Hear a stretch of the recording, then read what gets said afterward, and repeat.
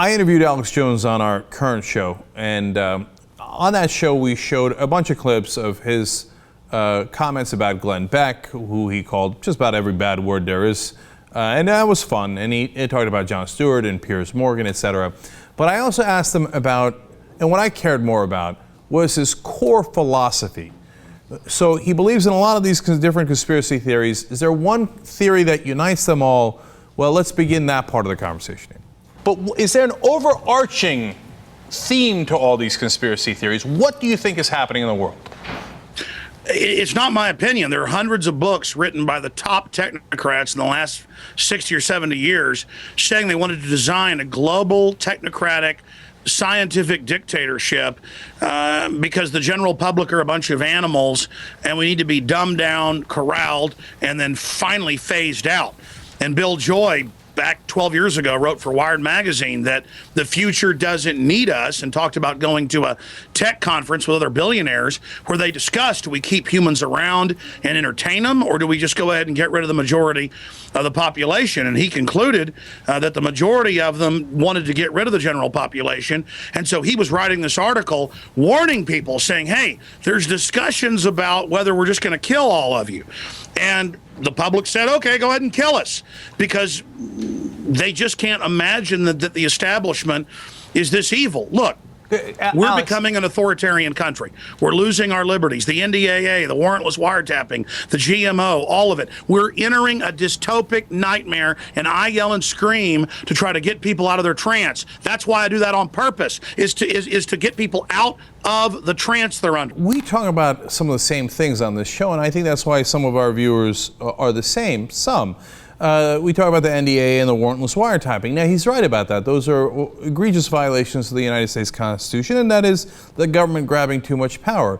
But, you know, as I tell you, we have significant disagreements. And I was really glad to have that conversation, because something fruitful always comes out of a conversation where you respect each other and you talk about it. But it doesn't mean that you agree. I mean, when Alex started talking about how billionaires were going to get rid of the majority of the population, they had gotten together and they were going to phase us out. You know, I've said it to him. I've said it before on the show. I'm going to go on his radio show next week, and I'll tell him there, too. I think that's crazy. There's no secret plan to kill a majority of the people in the world, because the billionaires don't want to kill us. They just want to be billionaires. Do the billionaires set the rules to their advantage? Of course they do. And should we fight back against that? Of course we should. Why would we allow them to buy our politicians and set the rules against us so that we don't have an opportunity? Of course we shouldn't do that. But it doesn't mean that there's secretly bloodsuckers from Venus and they want to destroy billions of people. That's crazy. I'm sorry I keep using that word, but it's true. At least it's what I see is true. But Alex continues. These are 170 IQ, top scientists hired by the old robber baron families, the Rothschilds, the Rockefellers, all of them, on record, those old names. You can look up 10 years ago, the Rothschilds and Rockefellers merged their corporate businesses. Last year, they merged their family businesses. People are like, oh, Rothschilds, Rockefellers, ha, ha, ha. These are the families funding all these major world government moves. These are the people funding global zoning under Agenda 21 that is designed to make it impossible to be middle class. They want you poor and controlled. And I've read all their writings, and I'm upset by it, because it's a public manifesto of ultra-Hitlerian evil that the globalists are pushing. You want to know what the conspiracy is? It's right out in the open. It's campaign finance. So ExxonMobil, do they control our government? Of course they do. They pour in hundreds of millions of dollars. In fact, over 10 years, they put in over $1 billion in lobbying. They give direct contributions to politicians, and then they also hire all the ex-politicians, they hire the lobbyists, etc. And what do they get in return? A great return on investment. They get at least $14 billion, the oil industry does overall, per year in oil subsidies. Plus, they get some of our land in the Gulf Coast for free when it's our oil, and they should pay us a royalty on it. So they set the rules to their advantage in 100 different ways. Those are out in the open. Everybody admits those. You can read about those. They don't need the Rothschilds and the Rockefellers. That's from another era. Those guys aren't running things. ExxonMobil is, GE is, the multinational corporations that have rigged the rules in their favor and do so openly. That's the actual conspiracy, not some conspiracy about an Agenda 21 that's going to take us over. I know what it is, and we're going to live in Hobbit homes. No, the Agenda 21 from the United Nations is simply people saying, hey, how can we do sustainable living? Because I think we're going to have, among other things, tremendous problems with climate change. Why? The people running the United Nations are not part of the people who want to kill you all and make you poor and make you live in tiny little homes. They want to help you. Now, they might not be right. So you might say, hey, you know what? I don't believe in X, Y, or Z that the United Nations is pushing. That's perfectly legitimate. But it isn't a conspiracy. And by the way, it has no power. That Agenda 21 is a perfectly voluntary thing. Nobody has to go along with it. They can't make the United States of America do anything in Agenda 21. It isn't true. It isn't factual. Alex continues. I know this. This world government is being deployed. It's being set up. It's fundamentally anti-human. The controllers think that humans are a disease.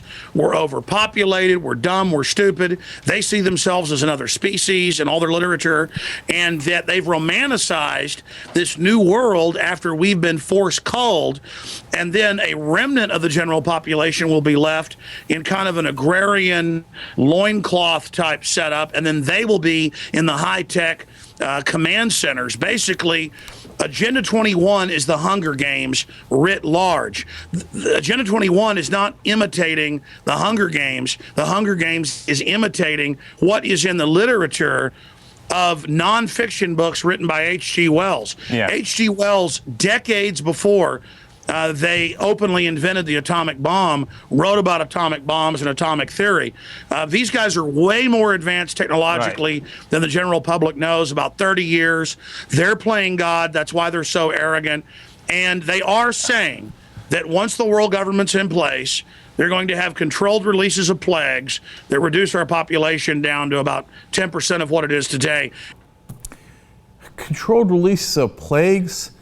You know, you can't control a plague, that rich people can get it just as much as poor people can. Yes, poor people are more likely to get it because they don't have as much access to healthcare, et cetera.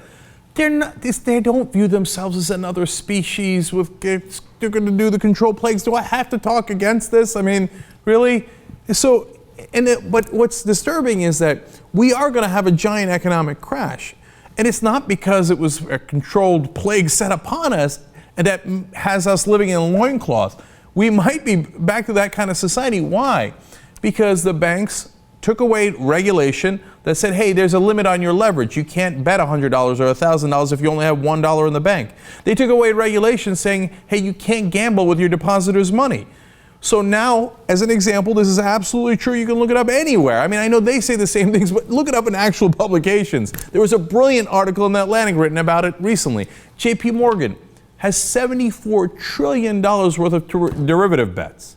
So is JP Morgan going to crash because we deregulated the banks? Absolutely. When the banks crash, will they take down the rest of the global economy? Unfortunately. We'll recover, but it'll take us a long time. But when that crash happens, what I'm afraid is that people who watch Glenn Beck or Alex Jones are going to go, here come the plagues. Oh my God, it's the Rothschilds. It's the Rothschilds! And here comes Agenda 21. Agenda 21 is never going to be implemented in the United States of America. It can't even be implemented here. It's just ravings of people's imagination, okay? The bank deregulation is real. That's going to cause a real crash. We have to have real answers for that real crash. So now if you want to watch the whole interview, you can go to youtube.com/TYT Interviews. It's unedited. It's a half an hour long, and you can check it out for yourself. Alex talks about why Hollywood is in on the conspiracy and why they have zombie movies in the first place, etc. And you be the judge. I mean, it's two guys that are having a real conversation, and and by the way, for the love of God, do your own research. Don't rely on just me or Alex or anyone you listen to. And I think that if you look at the real research out there, you'll come to reasonable conclusions. Yes, our government is too large and intrusive. Yes, it has trampled upon our rights, but it's doing it mainly for financial reasons because of the people who pay them. It's not a global conspiracy to kill 90% of us. It's a simple conspiracy to make more money. That's the bottom line.